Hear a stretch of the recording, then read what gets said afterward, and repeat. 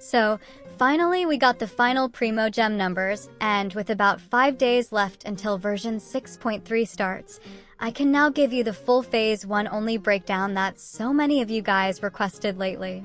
With that, you know exactly how much you can still save for the Columbina and Ineffa banners before they go away. Let's start with the guaranteed, everyday sources. Dailies give you 1,260 Primogems across the phase. This is the most stable part. If you log in, do your commissions, and claim your daily reward, you get it. No luck needed, no special timing, nothing. Now the big one, the new map. If you explore everything, you can expect around 1,450 Primogems from chests, puzzles, waypoints, and the obvious exploration rewards. The new map is the main reason this phase feels rich, and it is also the biggest slider in your total, because it depends on how much you actually explore. On top of that, we have the Luna's Sigil offering. Here you can get around 1,050 Primogems from turning in sigils. You also get 7 standard banner wishes from the system, but I will not count those 7 here since they are for the standard banner. Still, it is nice to know they are there, and it is a solid bonus on top. Then we have the main story. Here you can get 590 Primogems from the main story itself, plus 2 pulls. If you convert those 2 pulls into Primogems, that is 320. So together this part is 910 Primogems worth of value. After that, we have other quests. Here it is around 460 Primogems. Now let's talk about the calendar luck in this phase, because this is where it gets spicy. We get 1 Paimon shop reset inside Phase 1, which is 800 Primogems worth if you buy the 5 intertwined fates with Stardust. We also get 1 Imaginarium Theater reset, which is 1,000 Primogems. On top of that, there is the Stygian Onslaught reset for 450 Primogems. And we can barely fit in 1 Abyss reset at the start of Phase 1 too, which is 800 Primogems if you full clear it. Achievements are also a nice little chunk this time. This version you can get 290 Primogems from achievements that most people will pick up while doing the new content anyway. You do not need to farm these on purpose, they just happen if you play normally. Now we get to the Lantern Rite part, and this is where I have to add a small note because it was not said perfectly in the special program. For the main Lantern Rite themed event, I am counting around 400 Primogems for Phase 1 because part of the event reaches into Phase 2. So I am only taking the Phase 1 part here. And on top of the Primogems, you also get a free Yao skin from this main event. So even if you are not fully locked in for every reward, this is one of those events you really do not want to skip. But we also have the free claim rewards around Lantern Rite, like the login event and the mail rewards. I am going to do it like this. I include 5 pulls in Phase 1 from the login event, and I also include 800 Primogems from the mail rewards. That means 1,600 Primogems total from the free claim rewards in Phase 1. And again, it was not said clearly in the special program when exactly all of this arrives.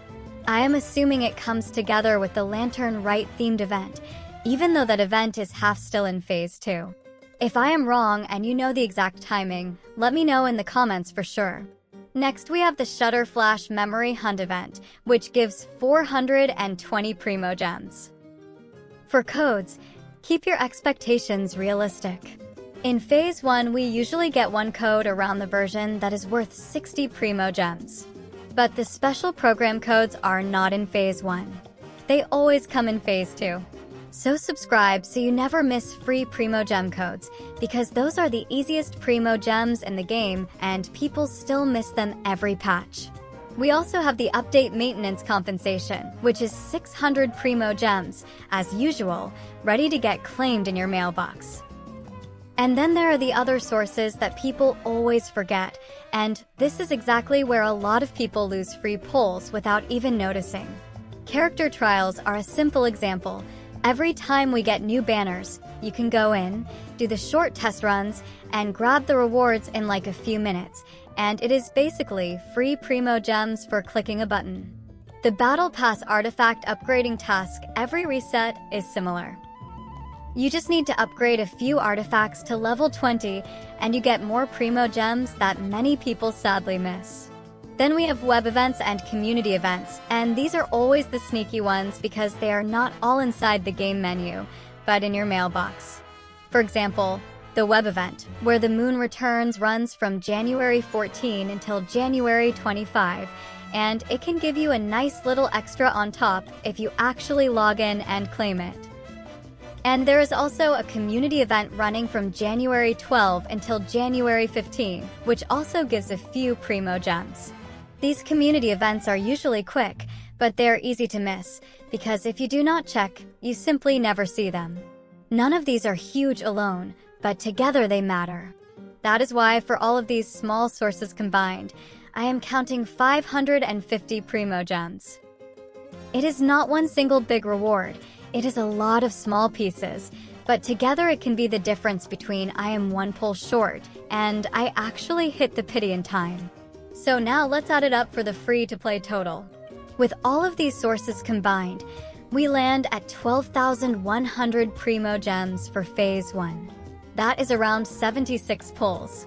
Now, if you have Welkin, we add another 1,890 Primogems on top. That brings the new total to 13,990 Primogems, which is around 87 pulls. And again, that is only for Phase 1. And now we get to the part that feels kind of insane.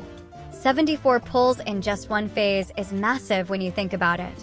This does not sound like a free-to-play number at all if you ask me. And the reason it looks so high is pretty simple. This is an Archon release patch. The new map is obviously massive, and the calendar gives us multiple resets right when we need them. Let me repeat the key idea one more time, because this is the real difference maker, and it is also the answer to the cliffhanger. The biggest slider is still the new map. That 1,450 is the maximum, and it can decide whether you hit pity or you end up short by a few pulls. So if you are close to your goal for Columbina or Ineffa, explore.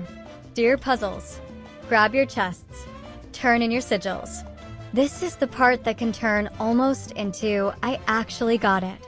So yeah, that is the full Phase 1 Primogem breakdown for version 6.3.